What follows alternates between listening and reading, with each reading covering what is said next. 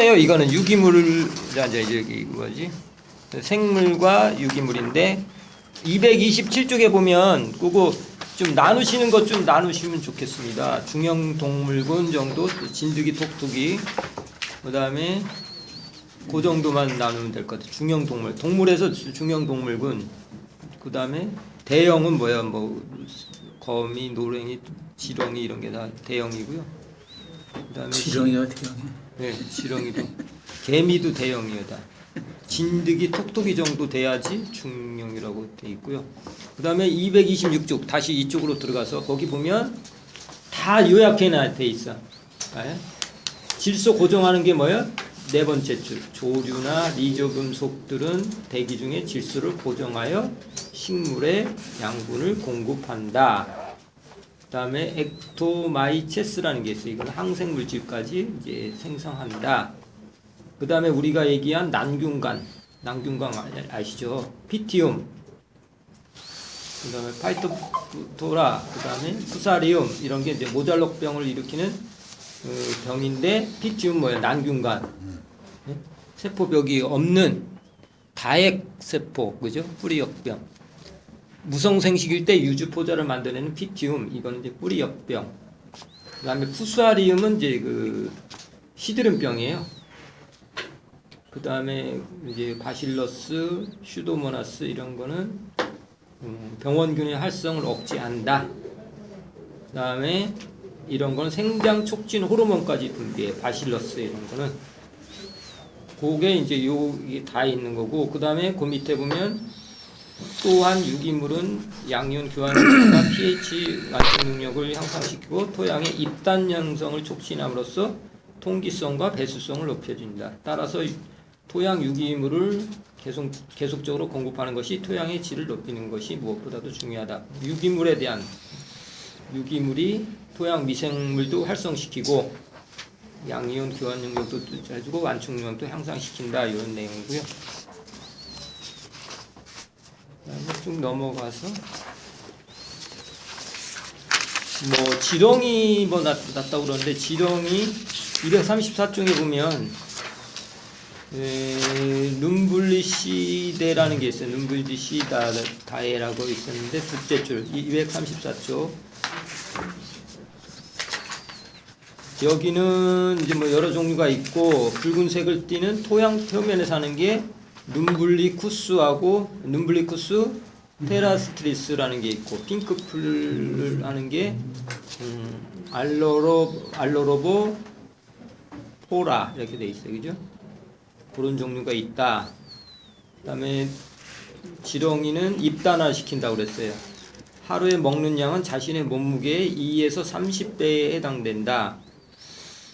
그래서 토지 뭐 경지 1헥타르당 50에서 1000 메가그램으로 1.25에서 25년 동안 이제 지렁이의 소화기관을 한 번에 통과하는 것을 의미한다. 많은 양이 이렇게 통과를 한대요.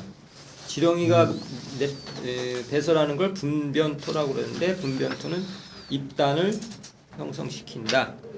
235쪽 세 번째 줄 지렁이는 질소, 인, 황 등의 함량이 적은 유기물을 동화하여 체내에 축적하기 때문에 지렁이의 사체는 쉽게 분해되어 식물의 영양분으로 다시 이용한다. 지렁이가 사는 거 환경 조건 뭐 습한 데인데 과습한 데는 또 싫어하는 거예요. 유기물이 분해되지 않는 거에서는 지렁이가 어떻게 돼요? 분해된 유기물을 시용은 진해물 개체를 증식시킨다. 그래서 분해되지 않는 걸 좋아해요. 신선한 거. 그 다음에 pH는 5.5에서 8.5 사이에 많고 칼슘을 좋아하고 몰리졸 토양에 좋고 스포도줄에는 없고 10도 부근에서 왕성하고 뭐 그런 게 있고 과단 암모늄 대질소는 개체를 감소하고 농약 쓰면 없어지고 경작해도 없어지고 뭐 그런 거 정도 알아두시고 그 다음에 236쪽 선충이 있습니다.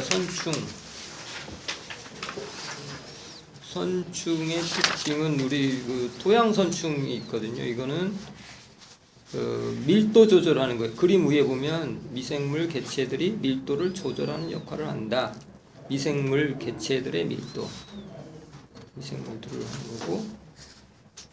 이거 우리 이제 병리 시간에 배웠는데 236쪽 그 밑에 한번 보세요.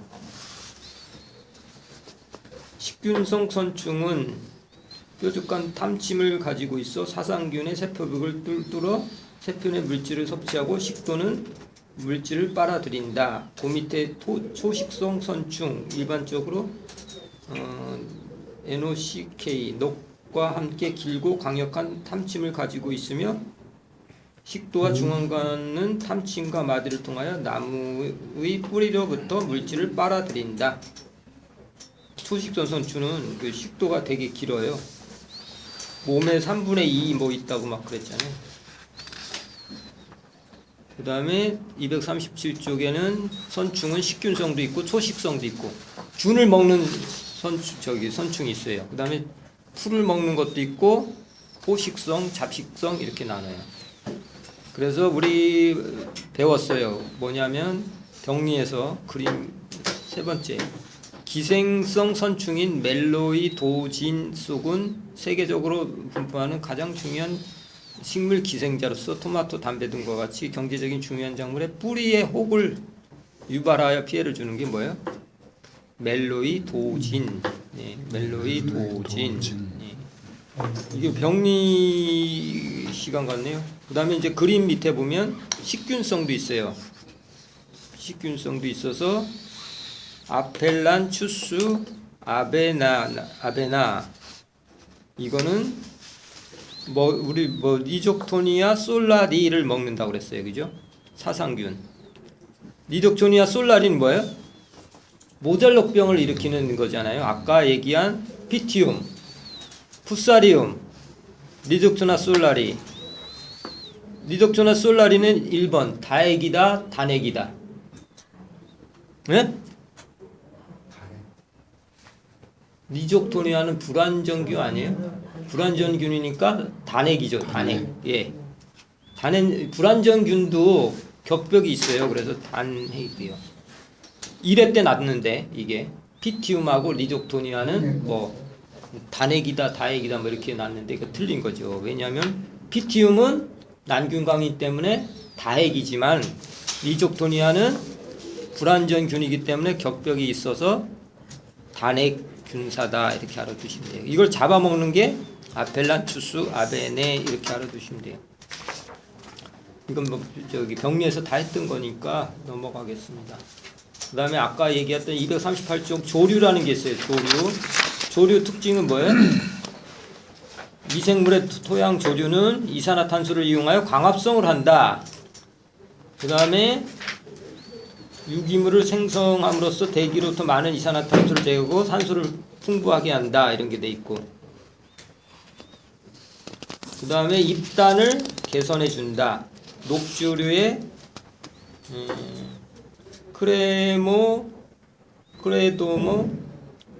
모나스 이거는 뭐 입단을 시켜준다 이런 거고 알아두시면 되고 조류하고 사상균이 플러스되면 지유류가 된다고 그랬어요. 지유류도 유기물을 분비해 갖고 토양 풍화에 기여를 한다. 조류는 탄소 함유를 합성해서 광합성을 한다고 그랬죠. 그래서 그것도 뭐 그다음에 질소, 인, 칼리 같은 영양원이 많아지면 이게 적조 현상 뭐 이런 게 나타나요. 녹조라 때 뭐 이런 얘기 나오잖아요. 그런 현상이 일어난다. 뭐 이렇게 알아두시면 되고요. 240쪽 사상균 넘어가겠습니다. 사상 병리에서 다 한 거니까 그냥 수박 겉핥기 넘어가겠습니다. 종속 영양생물이에요. 그죠? 사상균은 1번 원핵생물이다, 진핵생물이다. 사상균.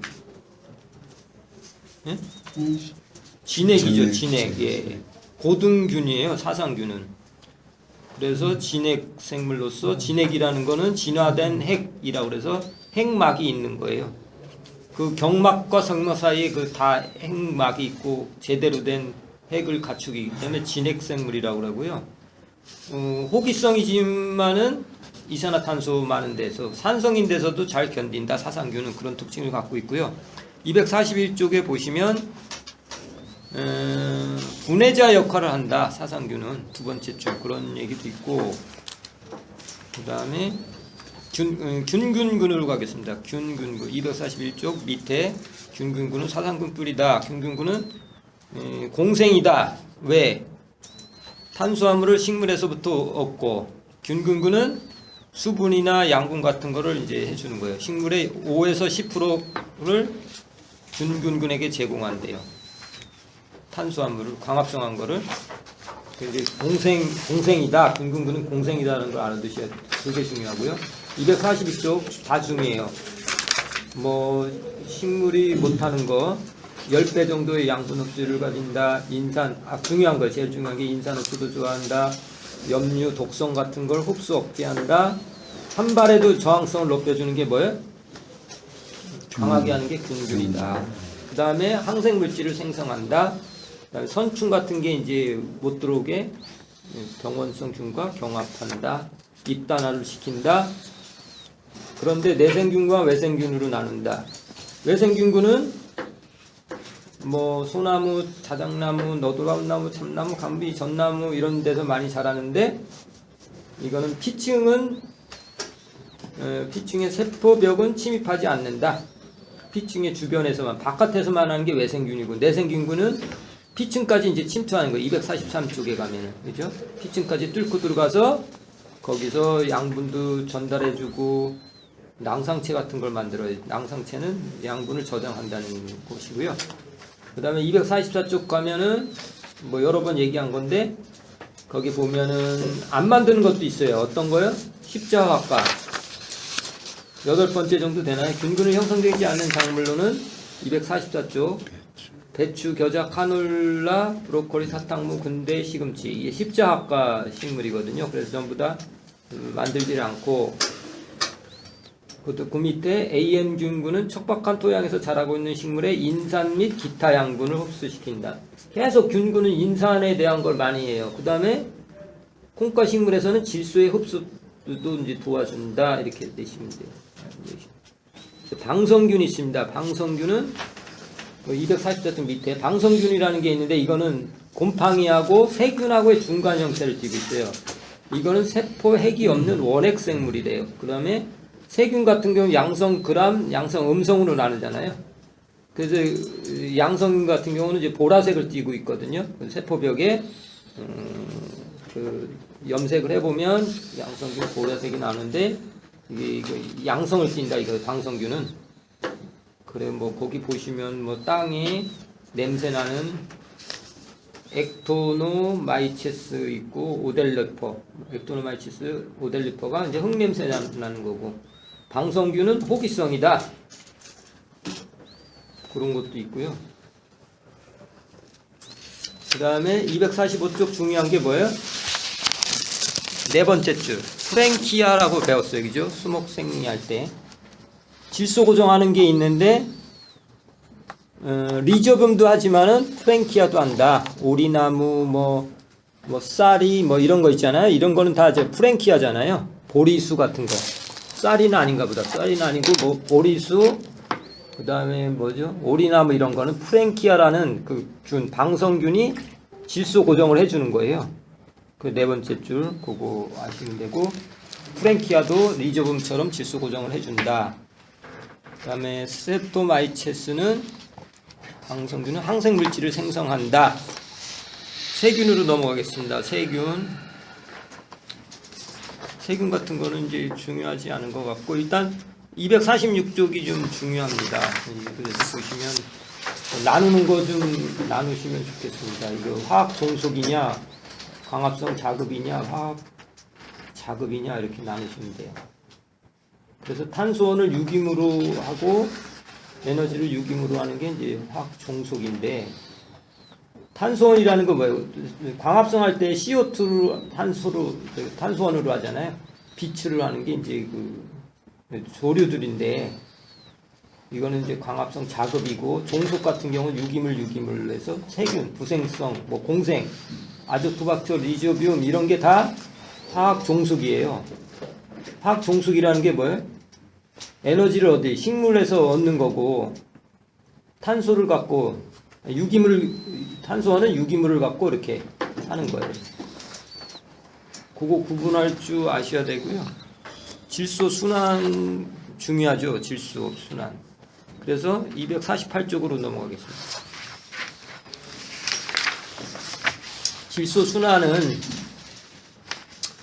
질소 순환은 뭐냐면 암모늄이 아까 산소를 만나서 질산화되는 게 이제 질산화라고 그래요. 질산화, 산화. 그때 이제 두 단계를 걸치는데 첫 때는 이제 아질산으로 되는 과정이 있죠, 그죠? 처음에는 NO2로 됐다가 NO3로 되는데 이거 NO2로 되는 거를 그 암모니아 산화균 거기에 관여되는 거 니트로소 모나스, 니트로소 코코스, 니트로소 스피라. 두 번째는 아질산균이라고 그래요.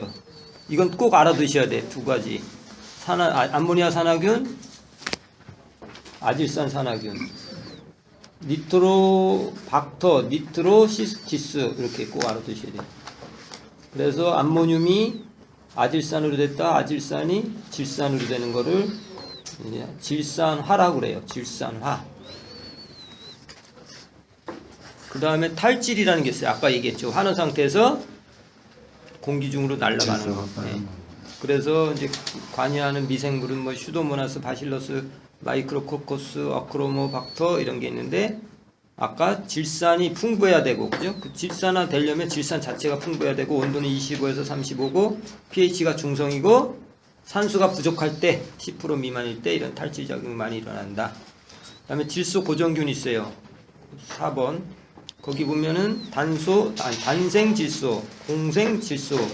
단독으로 하는 거는 당연히 단생질소인데 249쪽에 보면 다 외울 필요는 없을 것 같고 아조토박터 그 정도는 외워두셔야 될 것 같고 이거는 호기성 세균이다.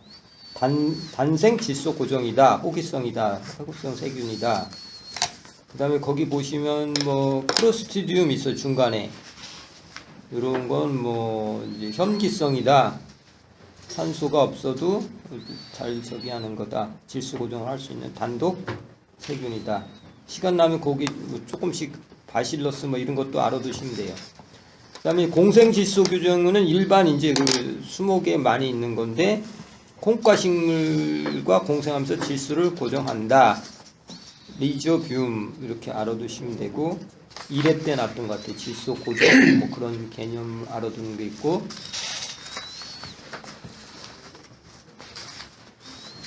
그 다음에 250쪽에 이제 여기 밑에 맨 밑에 공식을 보시면 이 공식은 뭐 다 외우시라는 건 아니고 뿌리옥 박테리아가 어떻게 균균군이 어떻게 질소 고정을 시키는 건가 한 거거든요. 대기 중에 있는 질소를 이제 들여갖고 12개의 ATP를 이제 들여갖고 이제 에너지를 써서 2개의 암모늄을 만들어요. 그러니까 결론적으로 얘기하면 질소 하나로 갖고 암모늄 몇 개요? 2개를 만든다. 그 정도만 알아두시면 될 것 같아요. 그래서 그 그림, 그거를 한번 시간 나시는 대로 보셔요. 어떻게 하나. 뿌리털에 붙어갖고 감염을 시작하거든요. 그래서 이제 거기 이제 뿌리옥 만들어서 그 박테로이드라고 그러는데 거기서 이제 이런 호흡을 해갖고 이게 암모늄을 만들어내는 거예요. 그런 내용이고 인산 가형 250쪽 251쪽 거기 인산질 비료에 대해서 인산 가용화 균이라고 그랬어요. 인산 가용화 시킨 거 중요하죠. 그래서 시용한 인산질 비율을 작물이 흡수하기 전에 60에서 80%가 토양에 존재하는 철, 알루미늄, 칼슘과 결합해서 불용성인 거를 이제 만들어내는데 이 불용화된 밑에서부터 세 번째 줄 불용화된 인산을 용해하는 인산 가용화균이 있다. 근데 이건 좀 다 외워야 되는지 모르겠어요. 그런 것도 있다. 알아두시면 되고. 그 다음에 균균군 있어요. 균균군. 균근금. 저기 해야 되겠다. 254쪽 거 밑에 보면 근권이라고 있어요. 뿌리 밑에 무시겔이라는 거 있잖아요. 밑에서부터 네 번째, 뿌리에서 분배되는 분자량이 큰 점액질 무시는 뿌리 신장에 도움을 주는 윤활유 역할을 하며 독성 물질로부터 뿌리를 보호하고 미생물에게는 좋은 서식처를 제공한다. 뿌리의 점액에 미생물과 점투가 섞여 있는 것을 무시겔이라고 한다. 그러니까 미생물하고 뿌리의 점액이 합쳐져서 무시겔이라는 물질을 만들어내요. 그 입단도 시키고 뭐 지금 독성도 이제 보호해준다 이런 거고요. 255쪽 밑에 거기 보면은 가끔가다 이런 문제가 나요. 리조붑과 아족토박터, 아조스필리움은 질소 고정력이 아까 강하다고 그랬어요, 그죠? 그 다음에 바실러스는 뭐요? 지베렐린이에요. 이제 호르몬, 인돌 아세틱 애시드 이런 건 뭐요? 다 호르몬이죠. IAE 해갖고 인돌 아세틱은 이제 옥신이고 지베렐린 앞에 있는 지베렐린 엑시드는 지베렐린이에요. 이거는 생장 촉진 호르몬을 생성한다. 그 다음에 밑에서부터 네 번째 또 슈도모나스라는 게 있는데 이거 철을 결합하는 시데로포아라는 물질을 생성해서 병원균으로부터 철분 뭐 이렇게 떼어낸다. 그래서 생장 촉진한다. 이 정도 알아두시면 돼요. 어렵죠 이거는. 근데 이게 날지 안 날지는 모르겠어요. 중요한 건 이제 262쪽에 가시면 돼요. 식물체에 뭐 어떤 게 있냐, 구성이 어떻게 되어 있느냐가 있는데 펙틴이 있어요. 펙틴은 맨 왼줄. 펙틴은 식물체의 세포벽을 이루는 중요한 구성 물질이다. 펙틴. 그 다음에 리그닌이 있어요. 리그닌은 식물이 클수록 이제 막 되잖아요. 리그닌이 그래서 이거 이제 부시키는 거 있잖아요. 리그닌까지 이제 부를 시키면 백색 부균 막 이렇게 얘기하잖아요. 그게 이제 리그닌인데 리그닌은 성숙할수록 이제 많이 이제 이게 분해가 잘 안 되는 그런 물질이 이제 만들어지잖아요. 그래서 분해가 저항성이 제일 큰 게 어떤 거예요? 리그닌이라는 물질이다. 이 리그닌은 분해가 되지 않지만은 미생물과 이제 화학적인 결합을 해서 부식을 형성하기도 한다. 그다음에 전분이 있습니다. 전분은 이제 저장하는 거예요. 탄수화물 광합성화해서 저장하는 물질을 이제 전분이라고 하면 돼. 그거를 이제 구분할 줄 알아셔야 되고요. 이제 그 유기물 중에서 이제 CN율이 가장 중요해요. 그죠? CN율은 264쪽 밑에서부터 쭉 있어요. CN율. 중요해요. CN율. CN율은 엄청 중요한데 이제 CN율을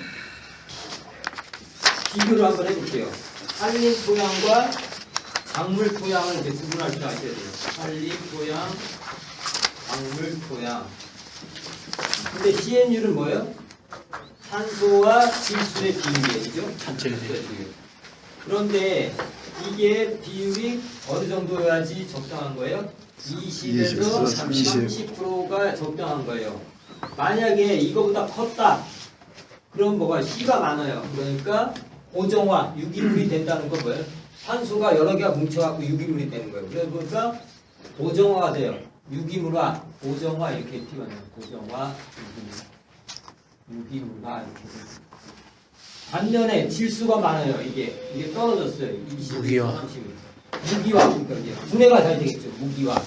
공중에 이제 이거 없어지는 거예요. 분해가 되는 거예요. 무기화. 이렇게 표현을 해요. 그러면 이거는 이제 저긴데 산림 토양하고 작물 토양을 이제 비교하는 문제가 많이 나와요. 항상 나와. CN율. 그죠? CN율 안 나오는 게 없어요. 봐요. 그러면 CN율을 산림 토양에서 CN율이 높은 토양은 어떤 게 되는데요? 산림이다 1번, 2번 작물 토양이다. 네? 작물. 강조하는데 계속 이거는 딱 하나를 고정시켜요. 산림 토양은 뭐가 많아요? 유기물, 낙엽이 많아요. 네. 낙엽이 많아. 낙엽이 많다는 건 탄소가 많은 거예요. 그죠? 어느 형태를 띈 탄소로 구성된 게.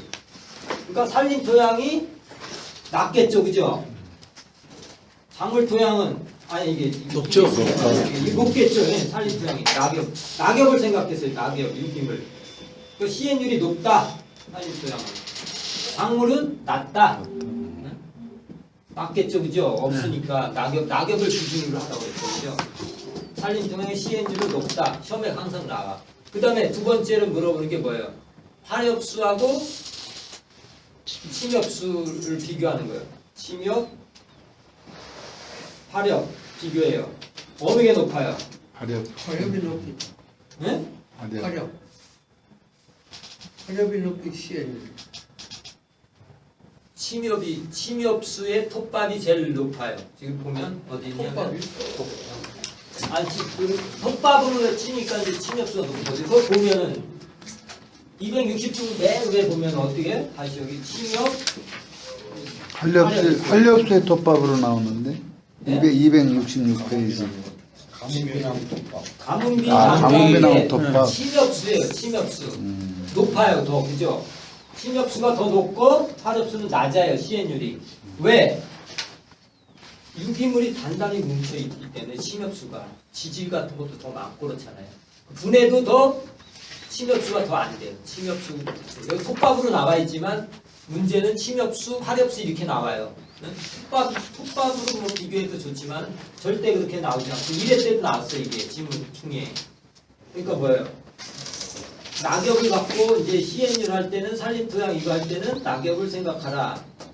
그 다음에 침엽수, 화렵수, CN율을 물어봤을 때는 이제 침엽수가 높다. 900인가 되죠. 600. 네. 화렵수는 이게 400, 이게 600 정도 돼요. 엄청 높은 거예요. 네. 그 침엽수가 훨씬 더 높아. 부패도 더 안 되겠죠. 응? 높은 게 CN율이 높은 게 N이 적으니까 이게 C만 높고 그래서 침엽수가 더 부패도 안 된다. 썩지도 않는다. 이런 거 이제 차이를 예를 들고 작물 무슨 이제 벼 같은 거는 한 80, 뭐 이런 게 돼요. 집 같은 거. 그 다음에 박테리아, 사상균 뭐 이런 거 되게 적죠. 음식물 쓰레기가 음식물 같은 게 잘 썩는 게 막 하루만 놔둬도 막 썩는 게 뭐예요? CN율이 낮기 때문에 금방 부패해버린 거예요. 무기화되는 거예요. 막 냄새나고 그러는 게 CN율이 낮아서 그렇게 되는 거예요. 이거 개념을 알고 있어요. 처음에 CN율이 산림 토양. 그 다음에 여기까지 왔으니까 아까 CEC를 다시 돌아가겠어요. 작물 토양, 산림 토양. 전번에 한 건데 산림 토양. 처음에 시작할 때 CEC를 물어봐요. CEC. 이거는 CN율 물어봤고 이 낙엽 때문에 산림 토양이 높은 거예요. CEC는 어떤 게 더 큰가요? 산림 토양, 작물 토양. 작물. 그렇죠. 뭐냐면 CEC를 물어보면 CN을 물어볼 때는 CN율 물어볼 때는 낙엽을 생각하시고 머릿속으로 CEC를 물어볼 때는 뭐예요? 점토를 생각하라고 그랬잖아요. 점토가 많은 토양일수록 CEC가 높은 거예요. 그죠? 점토를 기준으로 무조건 하라고 그랬어요. 그죠? 그러니까 작물 토양이 높고 이건 낮은 거예요. 그죠? 이거는 높고 낮은 거예요. 작물 토양은 높다. 점토가 많기 때문에 살리면 모래 이런 게 많잖아요. 그러니까 CEC가 비교하는 게 이런 거예요. 탄지라고 반대되는 거죠.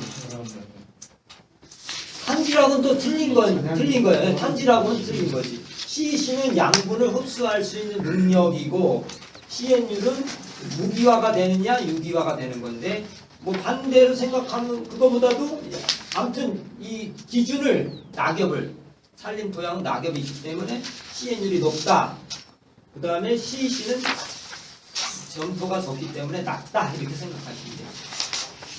그러면 pH 같은 건 어떻게 돼요? pH. 탄지 높으면 pH는 어떻게 될까요? pH는 작물. 그 전에 살림이 낮다. 살림을 높고 살림이 낮고 살림 낮아. 살림이 낮다.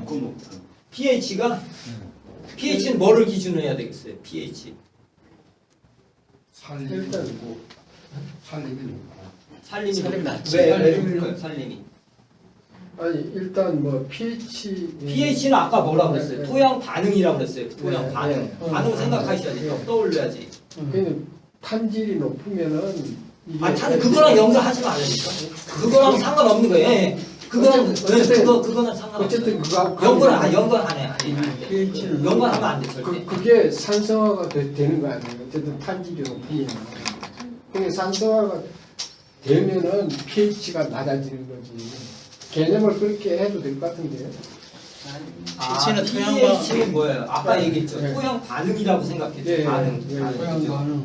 그럼 뭐를 생각해야 되겠어요? 낙엽이 쌓인다. 낙엽하고 이제 생각 같이 해야 돼요. 낙엽이 쌓이면 뭐라고 그랬어요? 첫 시간에 생성할 때, 토양 생성할 때 부식은 1번, 부식은 이게 강산성을 띈다고 그랬어요. 그죠? pH가 뭐라고 그랬어요? 강산성. 강산성. 예. 한산성을 띈다고 그랬잖아요. 부식. 보식이 네. 그 낙엽이 쌓여 있어. 그러니까 이제 낙엽층이 있잖아. 그 산성 토양 할 때 했죠. L, 리브, 잎사귀, 그다음에 퍼먼트, 저기 발효된 층, 그다음에 H, 흉년층, 낙엽층이 이렇게 생성이 돼서 강산성을 띄어요. 이제 저기는 그럼 당연히 산림 토양이 높겠지. pH가 낮지. 낮지요. 네. 다시 됐어요. 뭐를 생각하느냐? 낙엽, 유기물을 생각해. 또 pH를 할 때 유기물을 생각하시라는 얘기지. 기준을 잡으셔. 유기물은 강산성이다 생각하죠. 처음에 중요하다고 그랬어요. 모와 모더, 물 이렇게 했잖아요. 그죠? 그게 I, E, A 작소층에서는 I 미부식된 거, 산림통에서 L이라고 표시했고 중간 부식된 거 E, 그 다음에 중간 부식된 거 저기 퍼먼트에서 발효층 이거는 A 완전히 성숙된 층 H는 뭐예요? 휴민 부식이 완전히 썩으면 휴민이라고 했어요. 휴민은 강산성이다. 그러니까 산림 토양은 낮다. 이렇게 이해를 하시는 거지. 그러니까 연관을 다시 시키셔야 된다는 얘기지. 다시 하면은 이 꼭 나와요. 이거 안 나올 수가 없는 거야. 산림 토양 그 중요하니까 CN율 물어보면 낙엽을 생각해. 아 산에 낙엽이 많이 있으니까 CN율이 높겠다 생각하시는 거고. CC는 점토가 별로 없기 때문에 CC는 낮다. pH는 뭐예요? 네, 산성이기 때문에 낙엽이 쌓여서 부패해서 강산성을 띠고 있다. 그래서 산림 토양은 낮다. 강수는 높고. 이렇게 비교를 하셔야 돼. 여러 가지가 있는데 요 세 가지만 시험에 잘 나. 그거 pH, CC, CNU. 나머지 많죠. 물리성, 뭐 배수, 뭐 통기 이런 건 다 아실 수도 있죠. 산림 토양이 모래가 많기 때문에 통기성도 좋고 배수 능력은 뭐야? 점토가 많은 작물 토양이 많고 좋고 그런 건 기본적으로 생각할 수 있죠. 그런데 이런 게 이제 어려운 거지. CN, CC, pH 이런 게 난다는 얘기지. 쉬운 건 안 나지 절대. 그죠? 이런 게 난다. 산림 토양하고 이렇게. 그리고 강산성 이거 알아두셔야 돼요. IEA, LFH 휴민은 이제 되게 부식을 이제 하려고 CN율은 이제 그렇게 하시면 되고 기하 질소 현상 아시죠? 기하 질소 기하 현상 아시는 거죠? 네. 그건 어떻게 하냐 이제 그 미부숙된 거를 토양에 넣었어. 미부숙된 거. 부숙이 완전히 안 된 이런 거를 넣었어요. 그러면 질소 기하 현상이 일어난다고 그랬어. 기준을 어디로 보여요? 나무를 생각하신 나무. 네. 나무를 이제 나무를 생각하면 뿌리가 있을 거고 이거 미부숙을 넣었어요. 이렇게 있어요. 그러면 아까 CNU를 생각하시면 모든 생물체는 CN율로 구조를 이루고 있다고 그랬잖아요. CN율. 그러니까 적당히 질소도 있어야 되고 적당히 탄소도 있어야지 유기물을 갖고 있는 거예요. 우리 몸탄도 마찬가지고. 그런데 여기 이제 미생물들이 많아. 항상 미생물을 생각해. 토양하면 미생물. 왜? 호흡을 하고 뭐 먹을 것도 찾고 그래야 돼. 미생물이 엄청 많기 때문에 우리가 생각하는 것보다 엄청 많아요. 미생물이 토양에. 근데 미부숙한 거 거름을 뒀어. 썩지 않은 거를. 그러면 어떤 현상이 일어난다고 그랬어요? 질소 기하 현상이 일어나. 나무 측에서 봤을 때 그래요. 승목의 승명에서 봤을 때. 왜? 리브스를 넣었으면 질소도 아니야 이게 유기물도 질소가 필요해요. 그죠? 질소 필요하고 아니 이 미생물도 질소 필요하고 수목도 질소가 필요해. 그죠? 적당한 20에서 30 정도는 가져야 되잖아. 자기 갖고 있는 유기물 중에서. 근데 이 리브스를 내면은 미생물부터 먹어. 적은데 미생물부터 먹으니까 이 식물 측에서는 자기가 먹을 질소를 흡수할 수 있는 능력이 안 돼. 자기까지 올 저기 질소가 없잖아. 그래서 이거 질소 기하 현상을 일으킨다는 얘기. 그러니까 생각할 때 이거는 미생물도 있어서 그렇다. 그 다음에 토양 중에 또 이런 것도 있어요. 이거 이제 이거랑 문제가 틀린 건데 토양 중에는 이산화탄소가 많어. 왜 많아요? 이산화탄소가 토양 중에는. 그러니까 미생물이 호흡하고 또 뿌리도 호흡하고 그러니까 이산화탄소가 많은 거예요. 그죠? 그런 거를 연관시켜서 이제 공부하시면 되고요. 산림 토양은 라면을 보고 CNU, pH, CC 이렇게 낙엽 생각하시고 구식된 거 생각하시고 그런 거 CNU 지금 CNU 하다가 그러고 여기 뭐 순서는 있는데 아까 침엽수가 많다 더 침엽수가 더 잘 안 썩는다 그죠? CN율이 높기 때문에 잘 안 썩어요. 그런 문제도 2회 때 났었고요. 좀 넘어가시면 이것도 해야 되겠다. 273쪽 이거 했었나요? 부식을 이제 부식에 대해서 이제 넘어갈게요. 토양에 이제 부식이 있어요. 근데 부식도 한 종류가 있는 게 아니에요. 부식이 있다면 한 종류만 있는 게 아니고 부식을 갖다 이제 녹여봐요. 여기 뭐로 녹여요? 알칼리 용액으로 추출한다고 이제 녹여보는 거예요. NaOH라는 게 이게 이제 알칼리잖아요, 그죠? 강한 알칼리로 녹여봐요. 그럼 녹는 게 있고 안 녹는 게 있어요. 이제 구분을 해요, 그죠? 이때 안 녹아 알칼리로 했어요. 뭐예요? 부식회. 부식회예요, 부식회. 아까 얘기한 부식후민 되겠어요. 휴민. 부식회는 휴민이라고 했어요. 휴민. 그죠? 강산성. 부식회. 휴민. 그죠? 이건 이제 고농도겠죠? 안 녹으니까 알칼리도. 고농도, 고분자, 고농도 이렇게. 고분자끼리 단단히 묶여있기 때문에 녹지를 않아요. 그 다음에 이제 또 이거는 이쪽으로 녹는 거예요. 녹는 게 있는데, 녹는 거를 갖고 다시 또 녹여봐. 뭘로다가요? pH가 1 정도는 아주 강한 강산성이라고 그럴까? 그런 거를 녹여봐. 그러면 녹는 게 있고 또 안 녹는 게 있어요. 그죠? 녹는 게 있고 안 녹는 게 있어. 녹는 거는 불부산 이렇게 뜻이에요. 불부산. 안 녹아. 그건 부식산 이렇게 뜻이에요. 부식산. 이래서 이거 잘 녹는 건 뭐예요?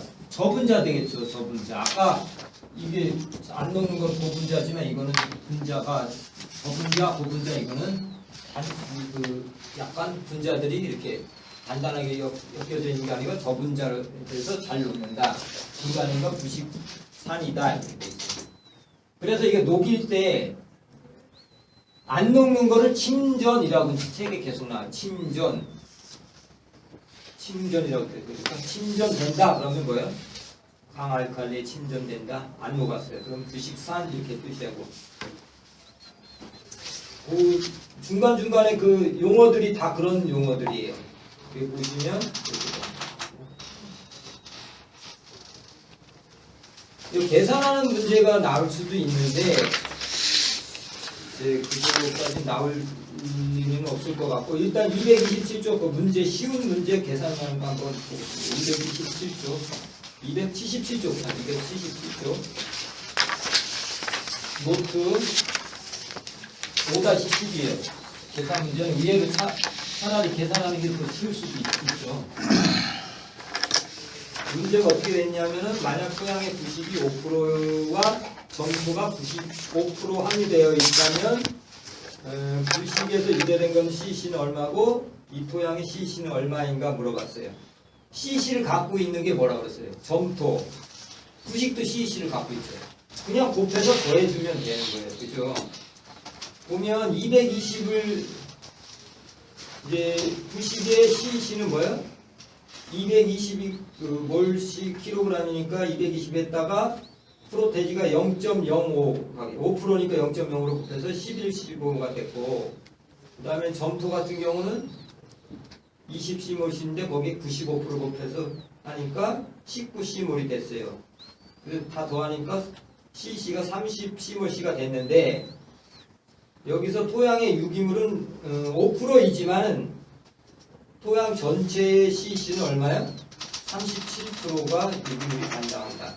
그 정도로 유기물이 점토보다 더 뭐라고 그랬어요? 아까 C9R 했죠. CC도 크고 이렇게 C도 크고 능력이 있다는 얘기죠. 부식이 더 엄청 크다라는 얘기예요. 그런 거를 이제 문제로 풀어본 거고, 그럼 왜 이렇게 완충 능력도 크고 부식이 큰 거냐?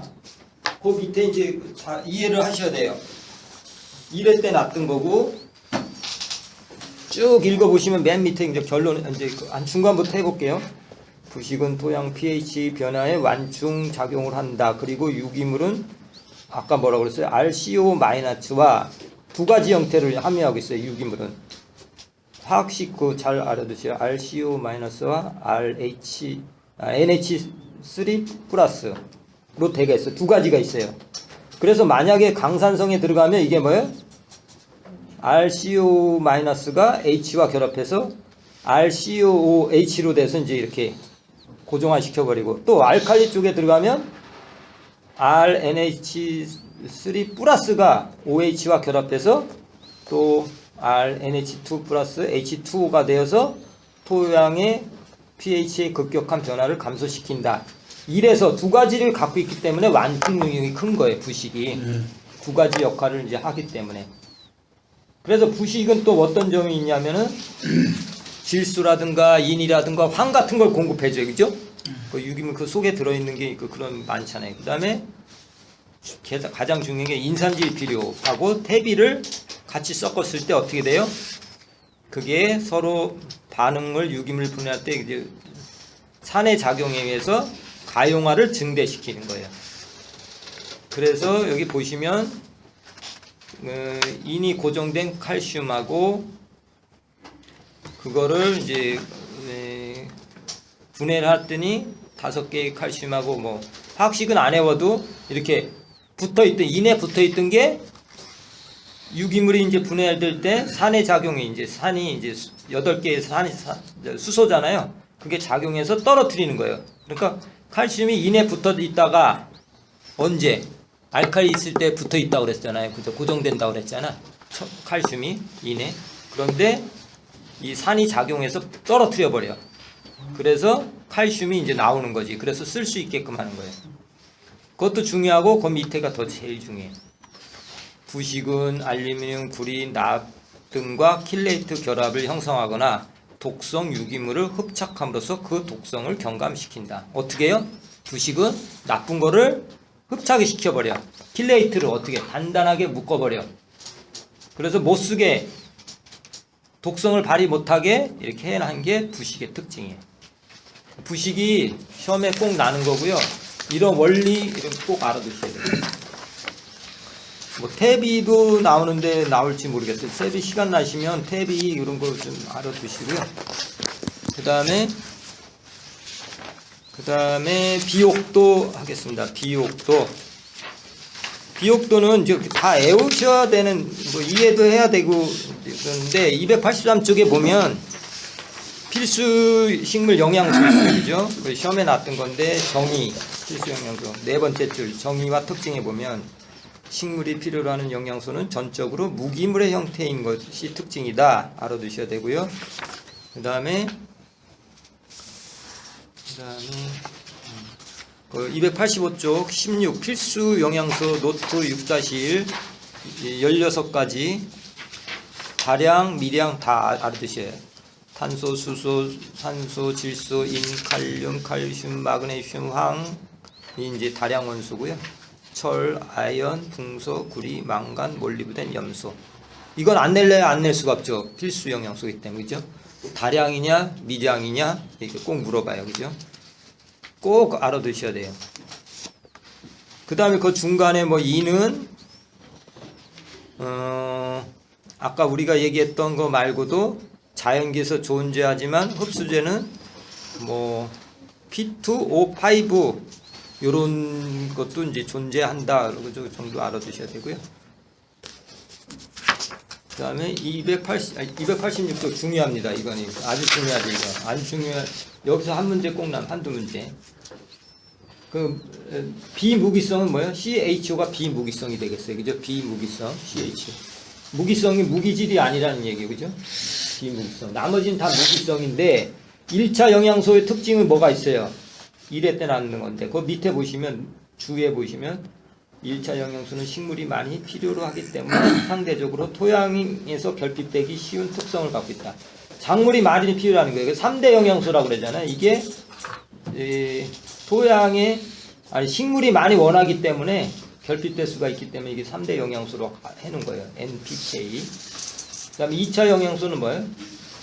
식물이 다양 요구하지만 토양에 많이 있기 때문에 결핍될 우려가 낮은 그룹이다. 그래서 2차 영양소는 칼슘, 마그네슘, 황이다. 이렇게 나눌 수 있어야 돼요. 1차, 2차 나누셔야 되고 나머지 미량 원소가 있어요. 미량 원소 다 나누시고 그 옆에 맨 오른쪽에 있는 거 기능하는 거 있잖아요. 다 할 수 없으니까 다 이해를 하시고 가야 돼. 어떤 역할을 하는가. 한번 질소하고 인만 해보고 가겠습니다. 질소는 아미노산, 단백질, 핵산, 효소의 구성 요소다. 이는 뭐예요? 흡수 형태가 에너지 저장 공급이다. ATP가 끝에 있는 게 P가 인산이라는 게, 인산이 3개가 붙어 있거든요. 하나를 떼서 이제 에너지를 쓰고 그러면 ADP가 돼요. ATP. 그래서 다시 붙으면 인이 붙으면 ATP가 됐다. 이렇게 붙었다 떨어졌다 하면서 이게 이제 에너지가 떨어져 나갔다가 에너지가 다시 흡수하고 이러는 형태가 ATP라고 그러잖아요. 그 다음에 그 흡수 형태는 다 알아두셔야 돼요. 질소 같은 경우는 두 가지 형태로 돼요. NO3 마이너스도 있고 NH4 플러스 두 가지 형태고, 이는 그냥 전화로 이제 다 흡수하고. 음으로 되는 게 뭐 있어요? 몰리브덴, 붕소, 염소. 그러니까 몰리브덴, 붕소, 염소가 흡수 형태가 마이너스로 흡수한다. 꼭 중요해요. 그거는 꼭 알아두셔야 되고. 287쪽에 한번 쭉 보세요. 영양소에 대한 거, 뭐 구성, 뭐 예를 들어서 CHONSP 이거는 뭐예요? 핵산을 이룬다, 뭐 이런 식으로 공부를 좀 해놓으셔야 되고, 뭐 역할 다 아셔야 돼요. 이해 다 하셔야 돼요. 그다음에 세 번째 산화 환원 반응에 관여하는 게 뭐예요? 아까 계속 산화 환원 얘기했는데. 철하고 구리하고 몰리브덴을 생각하셔요. 망간까지 생각하시면 되고요. 그 다음에 다량 원소, 미량 원소 뭐 이제 나누는 거 아시죠? ppm은 100만 분의 1이에요. 100만 분의 1. 289쪽 밑에 보면 그 단위도 좀 알아두시면 되겠어요. 1%는 100분의 1이고 ppm은 100만 분의 1이에요. 그래서 1%는 만 ppm이 된다. 이렇게 좀 알아두시면 되고, 그 다음에 토양의 용액, 노가 있는 것 293쪽 토양 용액 중에 이제 노가 있는 게 있어요. 밑에서부터 열째 토양 용액 중에 존재하는 양이온은 뭐예요? 칼슘, 마그네슘, 칼륨, 나트륨 등이고, 일반적으로 제일 이제 녹아 있는 양이 많은 게 뭐예요? 칼슘, 마그네슘, 칼륨, 나트륨 순이다. 음이온은요. 그다음에 질산, 황산, 염소. 그다음에 이는 가장 낮은 존재로 존재한다. 이렇게 알아두시면 돼요. 그다음에 294쪽 1회 때 시험에 났던 거예요. 영양소 뿌리가 흡수하는데 세 가지로 흡수를 해요. 직접 찾아 나서는 걸 뭐라고 그래요? 뿌리 차단. 예. 그 다음에 집단류가 있고 또 확산이 있고 그래요. 좀 구분을 하셔야 되겠죠. 뿌리 차단 직접 찾아 나서야 되니까. 그런데 뿌리 차단은 실제로 뭐 거의 없다. 주로 하는 게 뭐예요? 집단류하고 확산이다. 집단류는 물의 대류 현상으로 확산과 대비하는 개념이다. 그러니까 물이 한쪽으로 증산작용에 의해서 이제 포텐셜 전번에 얘기했죠. 포텐셜 얘기했었죠. 그죠? 수분 포텐셜 다 이해하시라고 그랬는데 뭐예요? 물이 많은 데서 적은 데로 흘러가는 거예요. 그게 이제 집단류인데 그런 형성이 돼 갖고 가는 게 흡단류인데 그 농도에 의해서 좌우된다. 그런 집단류를 이해를 하셔야 되겠고 확산이 있어요. 296쪽 확산. 확산은 이제 뭐 잉크를 떨어뜨렸을 때 막 이렇게 높은 데서 농도가 높은 데서 낮은 데로 막 이렇게 번지잖아요. 이걸 확산이라고 그러는데 이제 주로 확산은 인산과 칼륨이 많이 들어간다. 확산은 K하고 P다. 확산은 K하고 P다. 인산과 칼륨이다. 확산으로 많이 되는 거 인산과 칼륨과 인산 알아두셔야 되고 확산의 순서를 또 묻는 문제가 있을 수도 있겠어요. 그런데 이게 그렇게 날지 모르겠는데 이게 이제 6-6이 그 표거든요. 단지 그러지 말고요. 토양에서 이온의 확산 계수가 가장 큰 게 뭐예요? 토양에서 이온의 확산 계수가 제일 큰 거. 확산 계수 토양에서. 토양 물이 위에는 물이 있고요. 밑에는 토양이 있어요. 그죠? 물하고 토양하고 좀 틀리거든요. 확산 계수가. 전번에 염소 얘기했지 않았어요? 가동률이 제일 큰 거가 염소라고 그랬죠. 그죠? 그래서 그 표를 보실 수 있어야 되는데 그것까지 날런지는 모르겠어요. 근데 아무튼 토양에서 이온 확산이 제일 많이 되는 건 염소가 되겠어요. 염소. 거기 보면 밑에서 두 번째 줄 제일 크죠. 숫자가. 토양에서는 뭐예요? 토양에서는 그렇고 물에서는 칼륨이 제일 크죠. 칼륨. 그죠? 물은 칼륨. 근데 너무 복잡하니까 애우지 마시고 그냥 확산은 뭐 칼륨, 인산 정도가 높다 이 정도 생각하시고. 복잡하죠. 어렵죠. 그 다음에 아까 질소 고정은 다 했어요. 그죠? 단독 질소, 공정 고정은 다 했고 307쪽에 이제 탈질하고는 좀 틀린 게 있어요. 희산이라는 게 있어요. 이제 질소가 중요하잖아요. 식물이 제일 많이 필요로 하는 게 질소 비료인데 이게 이제 이 암모늄 형태로 공기 중으로 이제 손실되는 거를 희산이라고 해요. 307쪽. 아까는 질산이 환원 상태에서 날아가는 걸 탈질이라고 그랬는데 307쪽 밑에서 네 번째 줄 암모늄 상태로 질소가 암모늄 상태 건조할 때 질소 상태로 손실되는 현상을 뭐래? 희산이라고 그러잖아요. 희산. 그렇죠? 그래서 요소 비료를 뿌렸을 때 맨 밑에 줄부터 308쪽 위에 쪽까지 그런 얘기가 나오는 거예요. 요소 비료를 뿌렸을 때 더운 날 희산이 돼버린다. 기체가 돼서 날아가는 걸 희산. 아까 환원 상태에서 질소가 날아가는 걸 탈질. 공기 중에 날아가는 거는 희산. 희산이 일어나는 현상은 pH가 7 이상 그 식 밑에 온도가 높고 건조할 때 일어난다. 탄산칼슘이 많을 때 석회질 토양에서 잘 일어난다. 그래서 요소 비료를 화학식을 잘 보셔야 돼요. 요소 비료는 뭐예요? 맨 왼줄 있죠. NH4 가루하고 2 CO3. 예. 이게 요소 비료의 화학식이에요. 요소 비료를 왜 애우시라고 그럴까요?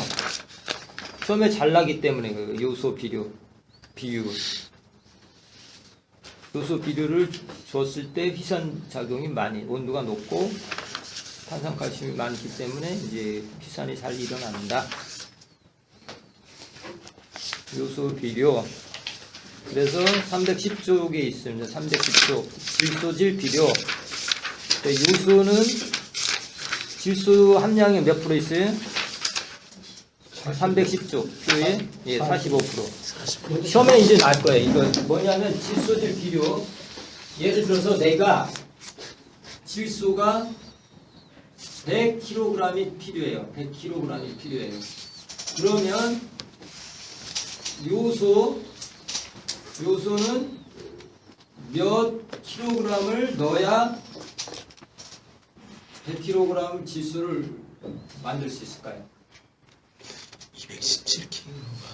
예, 이건 나눠지면 되잖아요. 뭐냐면 요소의 그 질소 함량을 알아야 돼요. 45%, 나 46% 정도 되거든요.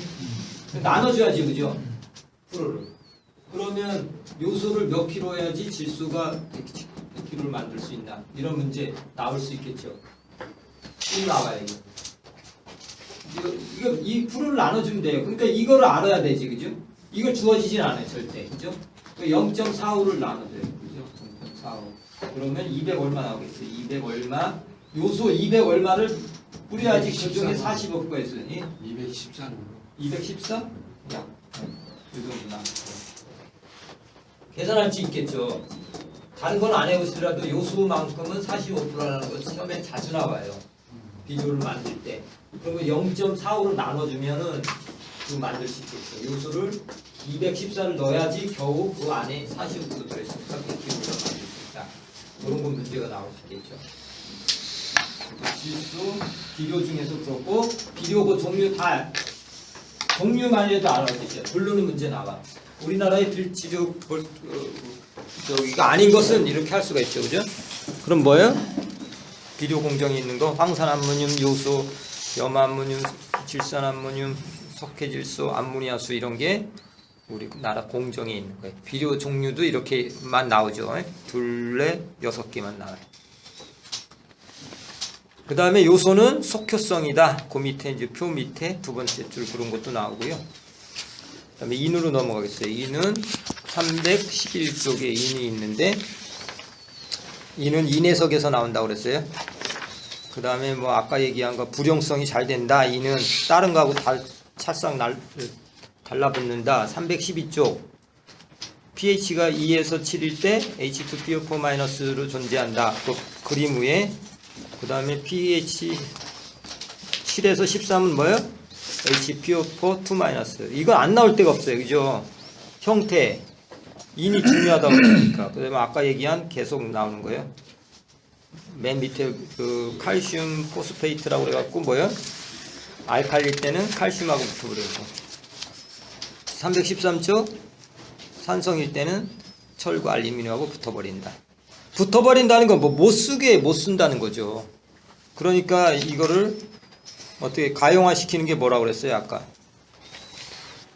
아까 저기 유기물 같은 거, 부식 같은 걸 주면은 그게 아까 그런 걸 가용화 시킨다고 그랬잖아요.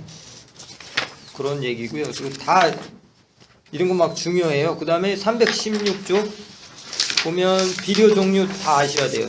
5개.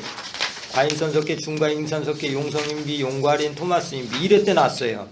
과인선석계는 어떻게 만들어요? 황산 처리한다. 중과인선산은 인산으로 처리한다. 용성인비는 인광성을 용해시킨다. 이런 용어를 설명한 게 있었어요. 나올런지 안 나올런지는 모르겠고 317쪽에 칼륨. 칼륨은 어디? 일라이트계에 있었죠. 2대1 광물 중에서 일라이트가 있었어요. 2대1인데 비팽창형이다.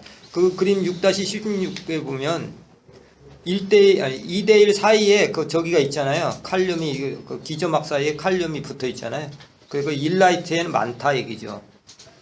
그래서 뭐 장석, 정장석, 미사장석, 뭐 배군 이게 펠드스페라가 장석이고요.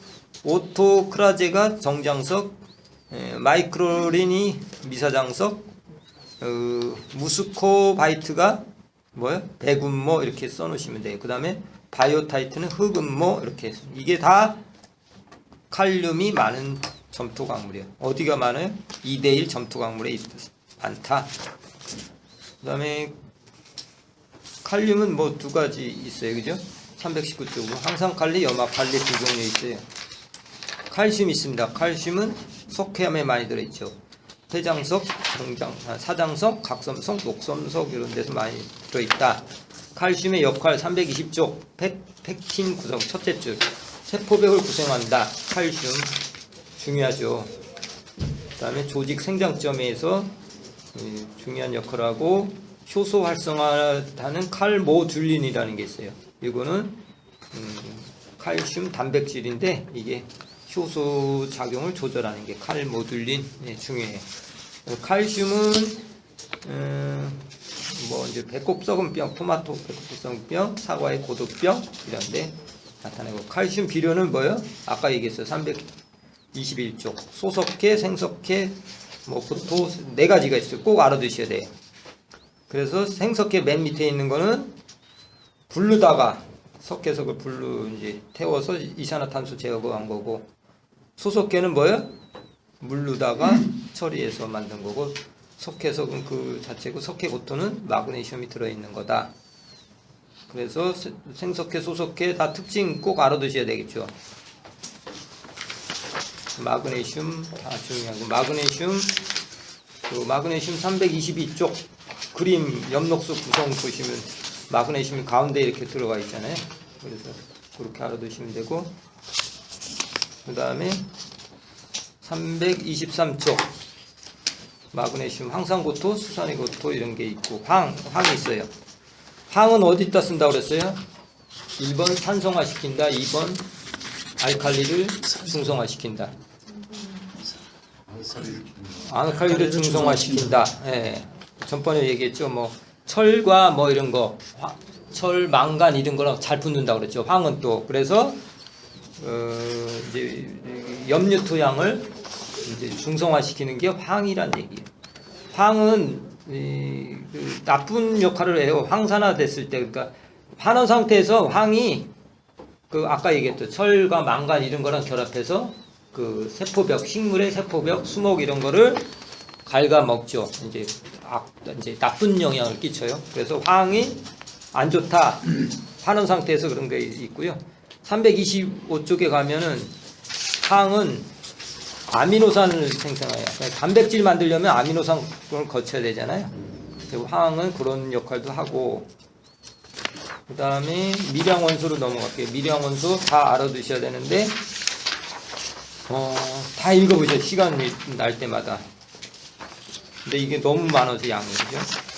철, 구리, 아연, 붕소, 몰리브덴, 여기 나와 있는 코발트 이 정도 알아두시면 되고요.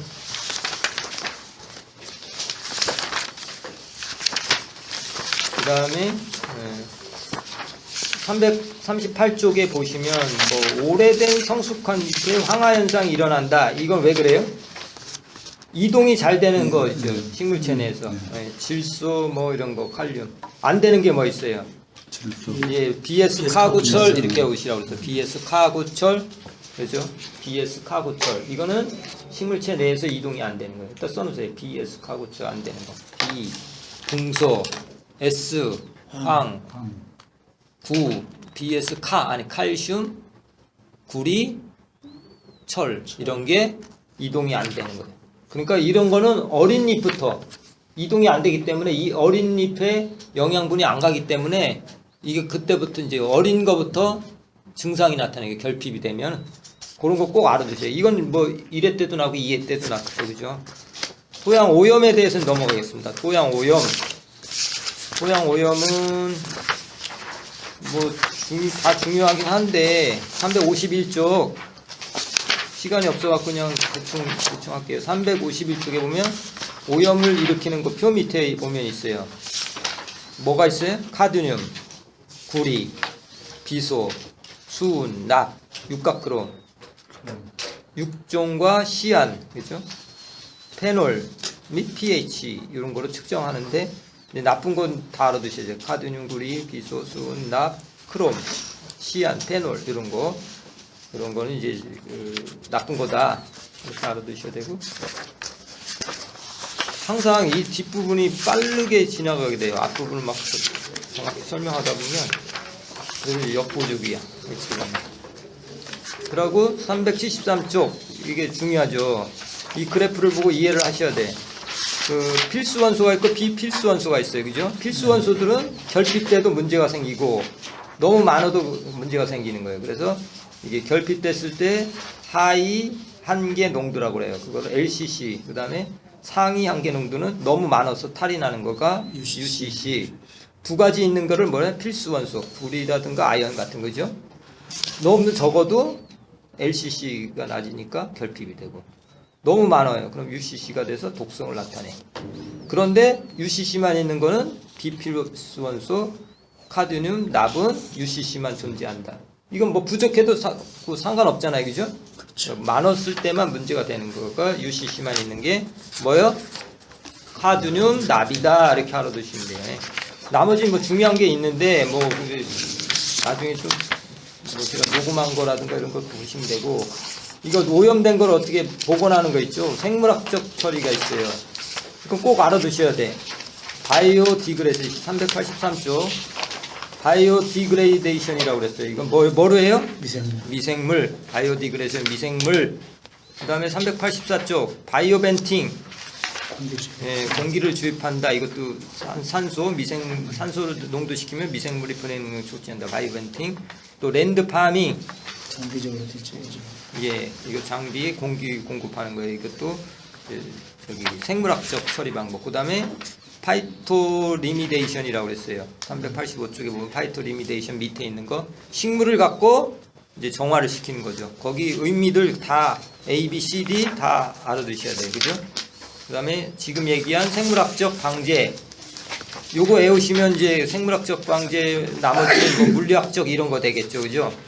생물학적 방제 어떤 게 있나 꼭 알아두시고 하셔야 되고 토양 관리 넘어가겠습니다. 토양 관리는 뭐 어떤 게 중요해요? 침식이 중요해요. 침식. 나머지는 뭐 약분 같은 거는 녹음된 게 있으니까 그 침식 인저가 있어요. 402쪽에 토양 유실 예측 공식이 있거든요. 예측 공식에 보면 A가 있어요. A 다섯 번째 줄 402쪽. 그 다음에 그거는 강우 인자하고 토양 침식 인자하고 경사도 경사장 작부 인자 토양 관리 인자 이렇게 곱해서 유실 예측을 공사해요. 크면 안 좋죠. 그죠? 유실이 많아지니까 다 곱해야 되는데 숫자가 크면 안 되고 적어야 되는 거예요. 근데 시험에 잘 나오는 건 침식 인자 K가 많이 나와요. K는 어떤 두 가지로 영향을 미치는데 거기 보시면 네. 침투율과 토양 구조의 안정성. 그러니까 침투율이 높으면 유거량이 적어지겠죠. 물이 다 스며들어갖고 유거를 안 시키는데 침투량이 좋아야 되고 그다음에 그다음 뭐가 있어야 돼? 철과 알루미늄 같은 게 있으면 저항성이 강하다. K 값은 1이 최대인데 주로 0에서 1.0 사이에 있다.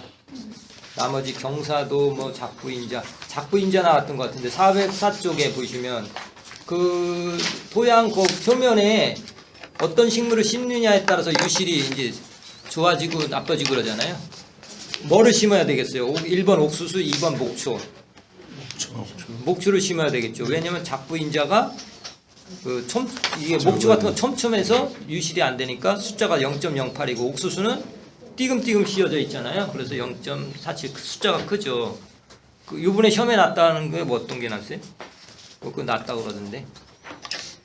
뭐 그런 게 있고 그다음에 뭐 거기 보면 407쪽에 보면 그런 산에 그거 이제 유실을 방지하기 위해서 뭐 초생대라는 게 있어요. 풀을 심어서 이제 띠를 만드는 거예요. 그다음에 계단식 그런 걸 해야지 유실이 안 되죠. 그래서 등고선 재배라든가 초생대 그래서 풀 같은 걸 심고 등고선에 맞춰서 이제 계단식으로 맞추고 그렇게 하면 유실이 잘 안 됩니다. 쭉 넘어가면서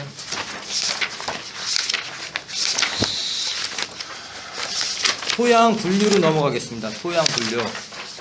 토양 분류는 435쪽 처음에 좀 했죠? 네, 처음에 했어요. 그래서 다시 좀 하면은 새로 오신 분들 녹음한 거 나중에 보내드릴게요.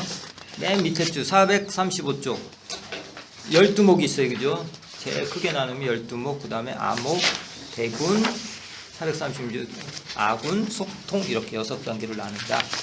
그래서 노트 9-1을 좀 이해를 하면은 좀 좋겠다. 왜냐하면은요 어렵게 나면 이렇게 해놓고 있거든요. 그런데 쉬운 게 뭐냐면 맨 밑에 있잖아요. 맨 이쪽에 있는 거. ENT 하면 NT졸이죠. 예. 요거를 보고 아 이건 NT졸이다. NT졸은 이제 미숙토다. 예, 미숙토다. 이렇게 알아두시면 되고 맨 이쪽에 있는 게 통이에요. 문포라고 돼 있는 게 있죠. 통이고 그 중간에 있는 건 쭉 읽어보셔요. 이렇게 구조가 이렇게 토양을 나눈다 이렇게 돼 있고 전번에 439쪽 12목 나누는 거 438쪽하고 439쪽 순서 뭐라고 그랬어요? 처음에 엔티졸, 인테시졸, 알피졸, 그 다음에 울티졸. 이게 뭐냐면은 여기 보시면 우리나라 토양에 보시면 다 나와 있어요. 여기 보시면 여기 써 있죠. 여기 보면 미숙토 있고 미숙토가 인셉티졸, 엔티졸이고 단숙토는 인셉티졸이고 그 다음에 성숙토는 알피졸이고 순서예요. 그죠? 처음에 이제 약간 미숙했다가 조금 단숙했다, 성숙했다 순서고요. 그 12목은 다 외우시라고 그랬죠. 예. 딱 저기 하면 나와야 돼요. 그 특징. 그 다음에 445쪽 성령질이라는 게 있어요. 처음에 우리 445쪽 그 2대 때 시험이 났던 거예요. 성역이라는 게 뭐예요? 바위 뭐 이런 거예요. 좀 약간 큰 거. 모래보다도 더 큰 거거든요. 그래서 사질성역, 양질성역, 식질성역 이렇게 불러요. 그래서 35%가 기준이에요. 모래가 30% 섞였으면 사질성역, 뭐 롬니 스케탈, 뭐 샌디 스케탈, 크레비 식질 스케탈 뭐 이런 게 있어. 성역이라는 게 35%로 기준해서 나눈다. 이 정도도 알아두시면 되고 우리나라 토양은 뭐 안 나올 것 같기도 해요.